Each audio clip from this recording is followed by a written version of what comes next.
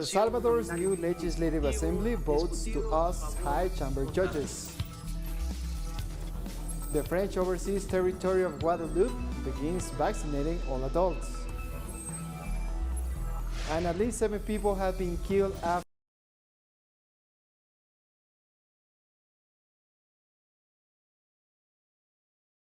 fuel tankers caught fire in the Afghan capital of Kabul.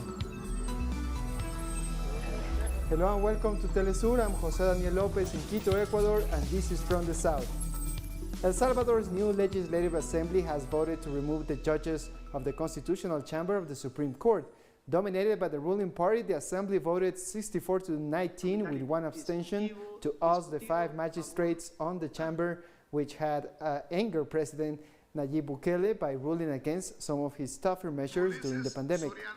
Ruling party lawmakers defended the decision, saying the court had put private interests above the health and welfare of the people, while the opposition called it a power grab by a populist president seeking total control. It is evident that the members of this court are not up to the needs of El Salvador, which clearly needs more conscious officials, more attached to the protection of people's lives. And without life, gentlemen, there are no more constitutional rights. Señores, no existen. Pensemos lo que están haciendo.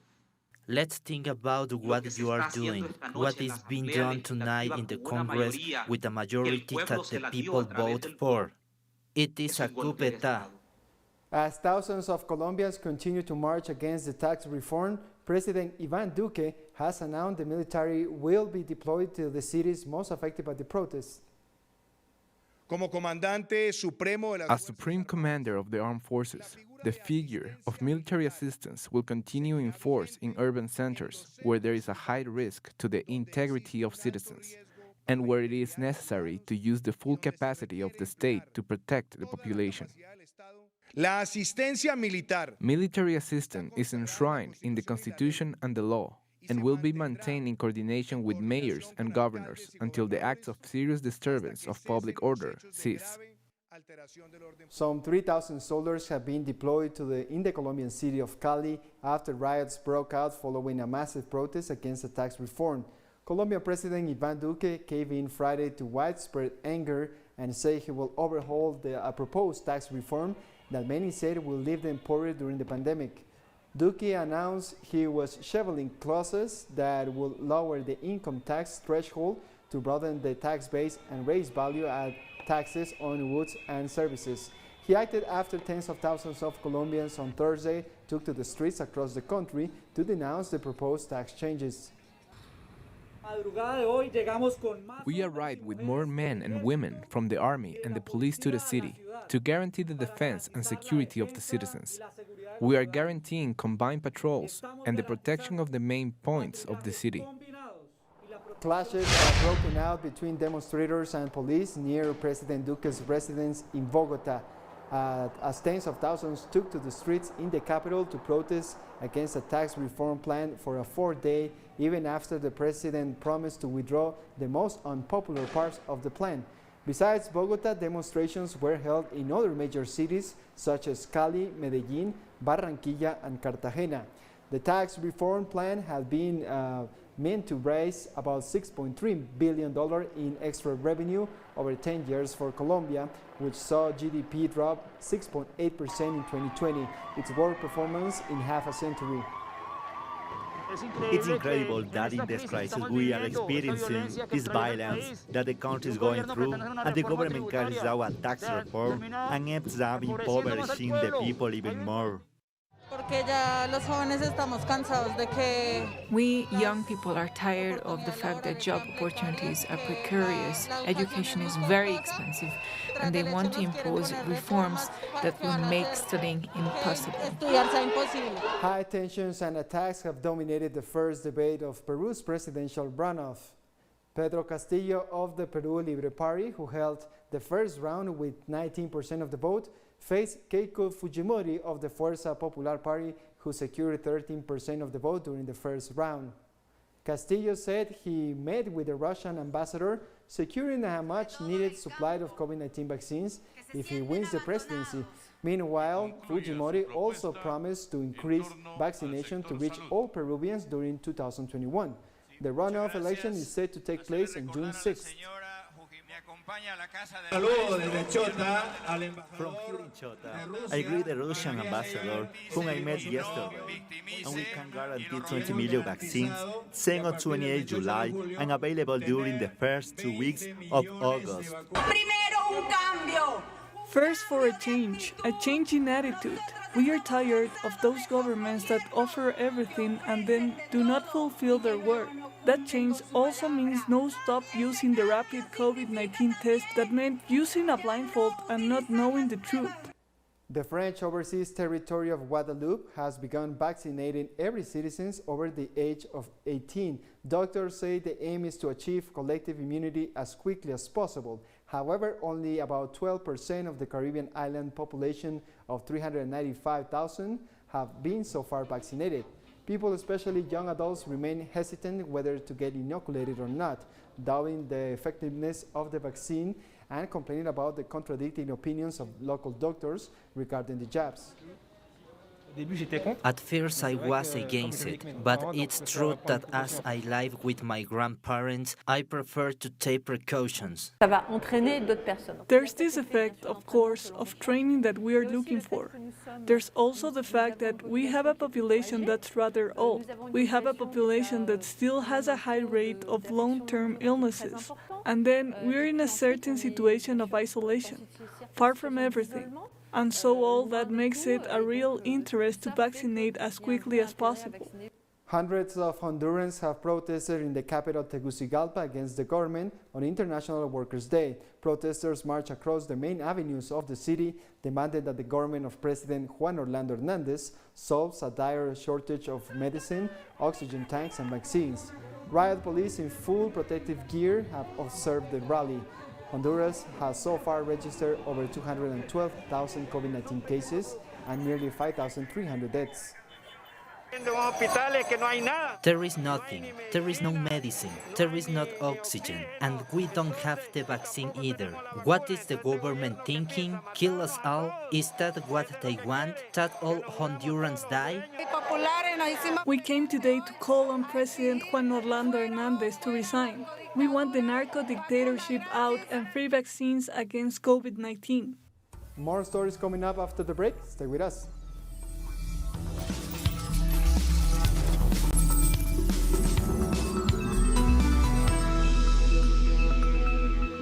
Welcome back.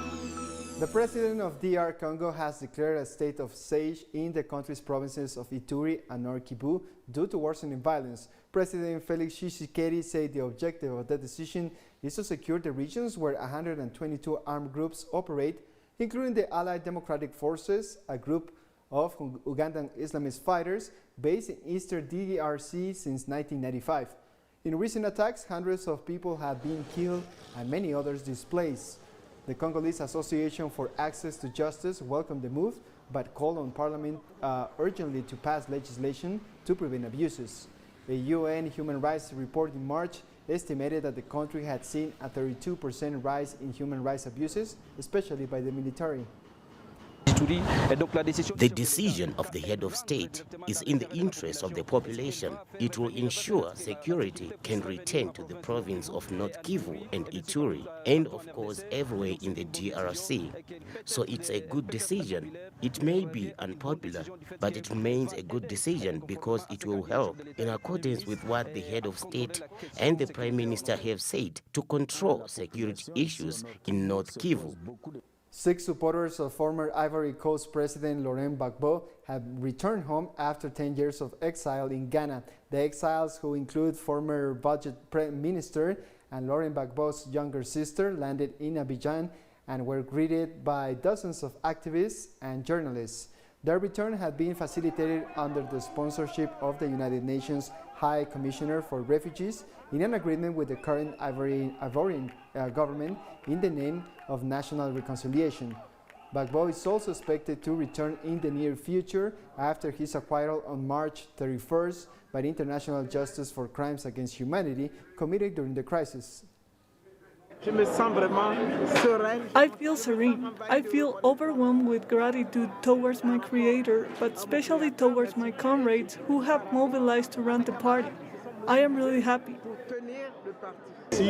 They stayed in exile for so long. It's not normal. An Ivorian, a true Ivorian, should not stay in exile. He must return to the country. We don't want to see that in the country anymore. All the children of Ivory Coast must return for reconciliation. Somalia's President Mohamed Abdullahi Mohamed has abandoned a contentious policy voted early in the month that extended his term in office by 2 years. The president also asked Prime Minister to start organizing elections that had previously been postponed and oversee the security of the polls. Deadly clashes have broken out between armed rivals in the capital Mogadishu since President Mohamed failed to hold elections before his term ended in February.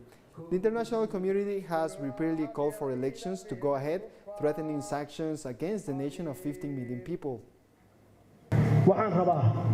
I want to make clear that Prime Minister Roble Mohamed Hussein will lead in preparing and implementing the election and the security of the election, and also the Prime Minister will be responsible for executing the security plan in accordance to the country's constitution. Thousands of families in western Burundi have been displaced as Lake Tanganyika continues swelling due to heavy rains. According to a United Nations report, around 8,000 families have been affected and 2,000 displaced by flooding in lakeside communities. As of mid-April, water levels are nearly 4 meters higher than usual. This is the second time the region has been affected by 2 years of continuous heavy rains. In May last year, almost 30,000 people were displaced by floods in the same area. The current Lake Tanganyika water levels are considered to be the worst since 1964. These waters have flooded our homes since January, but they started little by little in November and December. These waters have destroyed everything we had in the house. Children have to use boats to go to school. Their notebooks have spoiled because they got wet from the first days of flooding. Their uniforms too. We would like the government or aid organizations to help us.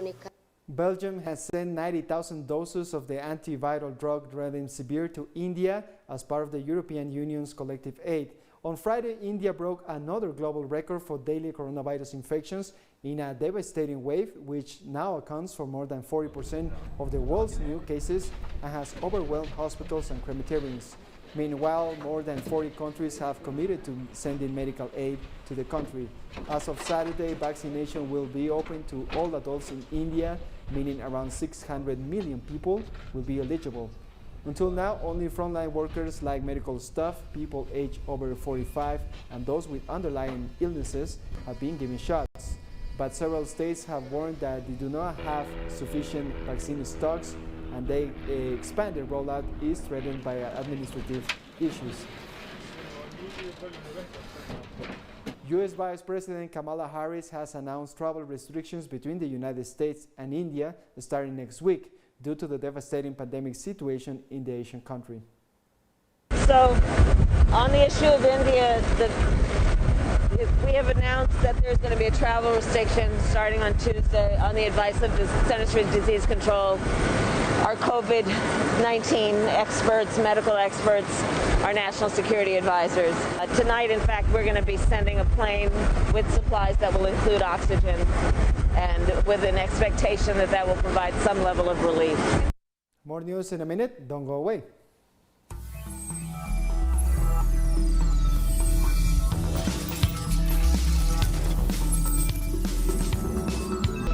Welcome back. At least 7 people have been killed and 14 injured after several fuel tankers caught fire in the Afghan capital of Kabul. Eyewitnesses say the fire started when a spark set one of the fuel tankers ablaze, setting fire to several other tankers nearby. The flames torched several homes and a gas station, destroying structures and cutting off electricity supply to some parts of Kabul. There was no immediate information on the cause of the fire, and investigations are still underway. The tanker's owners lost a lot of money. My car cost me $22,000. It's burned completely. There were 3 consecutive blasts followed by a huge flame. We move our family, the children, and the women to a garden. At least 6 people, including 2 firefighters, have been injured in a chemical factory fire near Iran's central city of Qom. Videos show heavy black smoke rising from the chemical factory near Qom, one of Iran's prominent religious cities. 20 fire engines and 150 firefighters were dispatched to the site. There were several explosions and 2 fire engines also caught fire during the inferno. Firefighters managed to stop the fire, but the cause of the blaze was not immediately known. Iran's chief nuclear negotiator has said the U.S. sanctions on oil, banks, and other sectors will likely be lifted based on agreements reached so far at talks in Vienna.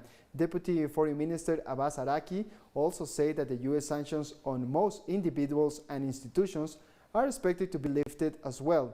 ARAGCH did not say under which mechanism sanctions will be lifted or refer to how Tehran will meet Washington's demands and return to its commitments under the 2015 nuclear deal. The U.S. State Department had not immediate comment on the Iranian negotiators' remarks.